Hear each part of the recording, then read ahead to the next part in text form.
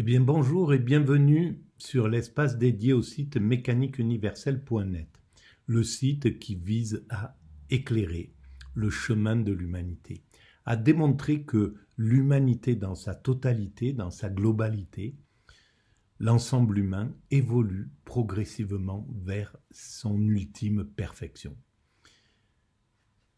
que nous construisons sans le savoir pour l'instant, on l'ignore encore, mais on construit le paradis pour nos futurs descendants. Alors évidemment, ça concerne les siècles à venir. Il faudra peut-être encore 2, 3, 4, 5 siècles pour atteindre cet état-là. Mais on est sur ce parcours-là, on est sur cette voie-là. Et plein de choses le démontrent, le montrent. Alors, cette évolution vers une sorte de perfection, vers une sorte de paradis, d'âge d'or, on pourrait dire, ça a été entrevu par des religions déjà, mais aussi par des philosophes au XIXe siècle, par exemple, et même un peu avant et puis après. Je pense que c'est le cas de Condorcet, dont je suis en train de lire, sur lequel je suis en train de travailler, mais Saint-Simon, mais Auguste Comte, mais voilà, ces philosophes-là ont compris que l'humanité allait dans cette direction-là. Et plus tard, Hegel, je pense, également a pensé ça. Je pense que des philosophes comme, Marx ont imaginé cette route vers cet état de perfection. Des écrivains comme Victor Hugo, etc., ont imaginé cette finalité. De manière inverse, mais toujours avec autant de pertinence et d'intelligence, Nietzsche a pensé aussi que l'humanité allait vers sa perfection. Alors, il s'opposait à l'idée d'une perfection spirituelle qui irait vers une sorte d'extase, et alors que c'est bien ce dont je parle sur la mécanique universelle. L'humanité va vers sa perfection, vers l'extase, le nirvana, une sorte d'état sublime, de conscience absolue. Mais Nietzsche pensait que c'était un état, et il faut écouter Nietzsche, faudra se poser la question, peut-être qu'il a raison, que c'était peut-être un état morbide, que c'était un état d'extinction de l'espèce humaine. Alors ça sera quelque chose que l'humanité aura à réfléchir, évidemment, dans le futur. Mais donc, et pourtant, il parle de l'enfant, arriver à l'enfant, en somme, arriver à la naïveté, à la joie, à la créativité, à l'artiste. Le surhomme, c'est plutôt de ce côté-là qu'on devrait le regarder, tel qu'il le pense. Et effectivement, si on arrive à cet état-là, un état d'absolue simplicité, ben oui, c'est aussi l'état d'extase qui correspond à cet état-là. Voilà. Alors, pour démontrer cette théorie, je m'appuie parfois sur des ouvrages, et là, ça fait la 3e vidéo que je fais à partir de cet ouvrage-là. Voilà, que j'ai trouvé, et qui est un travail de Condorcet sur la réflexion sur l'esclavage des nègres. Bon. Alors évidemment, on l'intitulerait plus comme ça, évidemment, mais bon, c'est le titre qu'a donné Condorcet à cette époque-là, au XVIIIe siècle, au XIXe siècle. Alors, comme d'habitude, je lis, je commence à lire, et puis je découvre en même temps. Là, j'en suis sur la préface, en somme, sur le commentateur, l'éditeur, David Rochefort. Et c'est la 3e vidéo. Donc, je commence à lire, et puis, éventuellement, je digresse, voilà, je réfléchis à ce que je lis en lien avec le site mécaniqueuniverselle.net. Alors, enfin, son parcours et son autorité, mathématicien et économiste de renom, contrôleur des finances et membre de l'Académie des sciences, lui permettent d'aborder la question de l'esclavage dans son ensemble, avec un pragmatisme inhabituel, rompant avec les raisonnements relevant de la seule morale ou de la philosophie politique. Surtout, loin de considérer les esclaves avec détachement, les plaçant à distance comme un objet d'analyse ou un thème à discours parmi d'autres, Condorcet s'identifie à eux corps et âme et s'adresse à eux les appelant ses frères.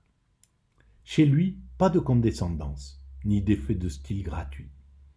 Un livre est une arme qui sert non seulement à dénoncer un scandale, mais aussi à changer concrètement le cours de l'histoire. Et c'est exactement ce que je pense. Alors, ce n'est pas des changements brutaux qu'un livre va faire, mais il va travailler les esprits, il va apporter quelque chose. Pas seul, bien entendu.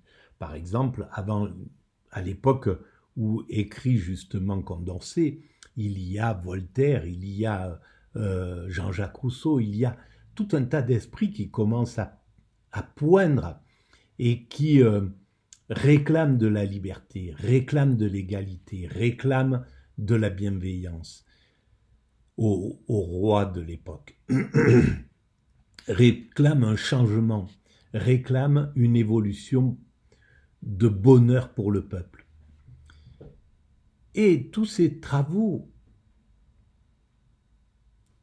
de ces philosophes, de ces penseurs, eh bien, ils se sont amalgamés aux idées progressistes qu'il y avait très certainement aussi dans la monarchie, qu'il y avait également certainement chez Louis XVI. Il avait peut-être une vision qui avait envie de donner de la liberté. Il savait peut-être pas comment s'y prendre, mais voilà.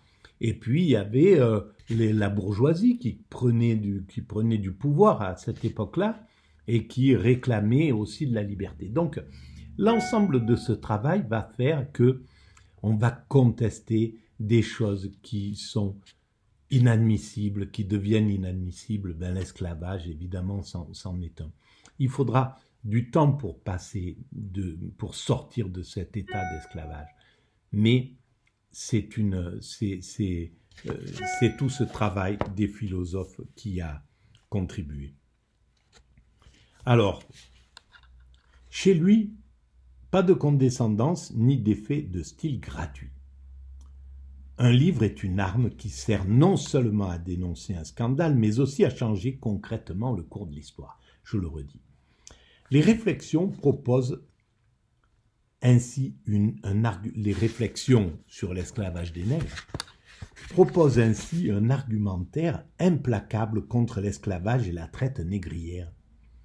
Inefficace économiquement, scandaleux moralement, injustifiable politiquement et indéfendable juridiquement, ce crime contre la liberté de l'homme doit être aboli à tout prix. Et alors ça, c'est très intéressant parce que c'est aussi ce que j'écris sur la mécanique universelle, c'est ce que j'écris aussi aux chefs d'État, c'est ce que j'écris aussi sur les réseaux sociaux. Inefficace la façon dont l'Occident se comporte aujourd'hui en voulant, ou dont les dominants se comportent, en refusant d'une certaine manière le partage, en écartant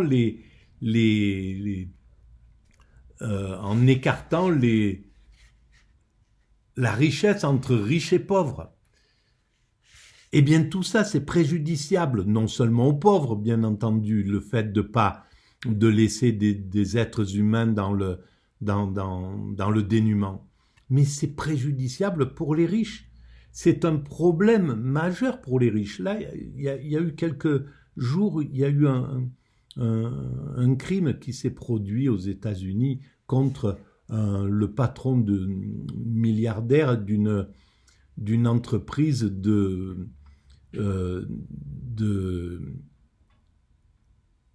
comment ça s'appelle, d'une assurance maladie, qui travaille à essayer de limiter les remboursements le plus possible. Donc, c'est un problème d'accumulation, de vouloir devenir de plus en plus riche, au lieu d'être dans une mécanique de faire du bien, de produire du bien pour ses congénères. Eh bien, c'est une mécanique qui ne tient plus compte des congénères. Ils sont plus là, ils n'existent plus. Les malades n'existent plus. Ce qu'on veut, c'est limiter les remboursements, trouver des obstacles pour qu'ils ne soient pas remboursés. Et ça, c'est infernal. Des milliers de gens, des millions de gens en ont souffert. Et jusqu'au jour où le peuple, quand il est menacé de mort, quand c'est sa vie qui est en jeu, ou la vie de ses proches, parce que c'est peut-être ce qui s'est passé, eh bien, il a plus aucun garde-fou. Donc, les riches seront dans des positions, mais dramatiques, s'ils continuent à garder, à ne pas partager les richesses, à agir dans cette mécanique de profit sans réflexion. Ça va être un drame pour eux, évidemment, pour leurs enfants, pour leurs petits-enfants. Là, les esclaves, les esclavagistes de cette époque, mais leurs descendants auront peut-être des comptes à rendre dans quelques décennies. Quand l'évolution va se faire, des gens vont demander des comptes à rendre à ces 500 familles françaises qui ont fait du trafic d'esclaves au XVIIe siècle, au XVIe siècle, au XVIIe siècle. Et voilà, donc il n'y a que le bien qui fonctionne.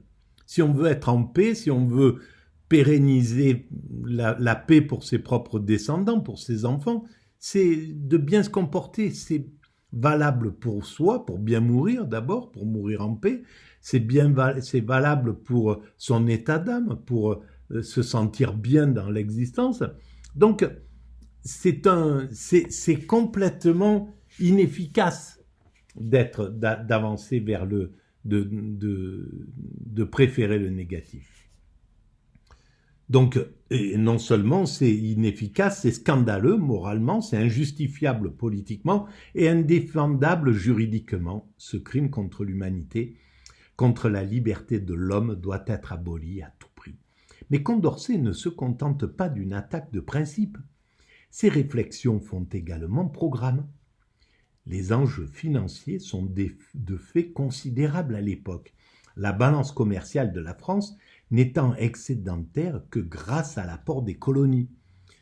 Il y a tout un tas de choses qui vont s'organiser pour ralentir la lutte contre l'esclavage, pour ralentir l'abus des riches sur les pauvres. Il y a, voilà, là aujourd'hui ils parlent, mais c'était la même chose à cette époque. Ils disent on est en compétition, si on paye trop les ouvriers, on va réduire, on va perdre dans la compétition, etc. Alors qu'ils ont les moyens, ils se réunissent, tous ces dominants, au G20, au G7, au G40, je sais pas. Bon, bref, ils se réunissent. Ils se connaissent, ils peuvent très bien dire, bon ben c'est bon, on part sur d'autres bases, on limite le marché, on va gérer le marché partout, ensemble, on travaille ensemble et on arrête parce que nos peuples souffrent trop. C'est plus possible. Ben, c'est pas ce qu'ils font. Une simple abolition ne semble dès lors ni possible ni souhaitable. C'était tout l'argument des planteurs, selon qui l'abolition aurait des conséquences économiques désastreuses et d'effrayantes répercussions sociales. Ils brossaient le tableau d'îles voué au chaos et à la vengeance des anciens esclaves. Donc, il fallait continuer à oppresser. Alors que eux, ils entendaient, donc ça veut dire qu'à l'époque, les planteurs entendaient ce qui se passait. Ils ne voulaient pas changer. Parce que c'est impossible pour le narcissique, pour la perversion narcissique, parce que c'est ça, l'esclavagiste, c'est un pervers narcissique. Et le pervers narcissique ne peut pas imaginer perdre la domination sur son esclave, que ça soit l'esclave domestique pour le pervers narcissique ordinaire qui vampirise sa compagne ou son compagnon, et l'esclavagiste, c'est exactement le même état d'esprit. Et tout son monde s'effondre parce qu'il a construit ce monde, le pervers narcissique, sur l'idée qu'il est supérieur à autrui, qu'il est supérieur à l'esclave. Et donc, s'il doit se considérer égal, c'est son monde entier qui s'effondre. Et globalement, d'ailleurs, les pervers narcissiques, quand ils sont remis en cause, ils font une méga dépression. Ou alors ils trouvent tout de suite une autre victime, mais sinon, s'ils réalisent réellement ce qui se passe, ils se retrouvent à être rien, en fait, parce qu'ils ont construit tout sur ce principe de domination. Prenant habilement en compte les arguments de ses adversaires, devançant les objections qu'ils pourraient lui faire et refusant surtout d'être considéré comme un utopiste, Condorcet propose, bien malgré lui, une sortie progressive de l'esclavage. Bien malgré lui, mais voilà, en disant, d'accord, puisque vous amenez ces arguments, ok, ça serait le chaos, on ne peut pas en sortir tout de suite, mais commencez à faire les pas. Voilà, on va vraiment avancer, prenez-le en compte, réfléchissez-y, commencez à inonder votre cœur de ces nouvelles façons de penser, etc. C'est en gémissant, écrit-il, sur cette espèce de consentement forcé que nous donnons pour un temps à l'injustice et en protestant que c'est la crainte seule de voir traiter l'affranchissement général comme un projet chimérique, qu'il se résout à imaginer une abolition par étapes, échelonnée sur 70 ans. Eh bien, si ça s'était réalisé à partir de, je pense, c'est les années 80, où sur 70 ans, on en serait... Mais je pense que ça fait 1850. Je pense que dans ces eaux-là, l'esclavage avait été aboli un peu partout. Comme ses homologues abolitionnistes anglais, il suggère de commencer dans un premier temps par abolir la traite. Car s'il veut bien reconnaître qu'une abolition trop rapide ne serait pas souhaitable pour les esclaves eux-mêmes, qui pourraient difficilement survivre s'ils étaient rendus à la liberté du jour au lendemain, sans aucun moyen de subsistance, il soutient en revanche que l'économie ne pâtirait pas de l'abolition. Les esclaves deviendraient fermiers et les seules victimes seraient les planteurs. S'excuse-t-on de léser les voleurs en interdisant le vol ?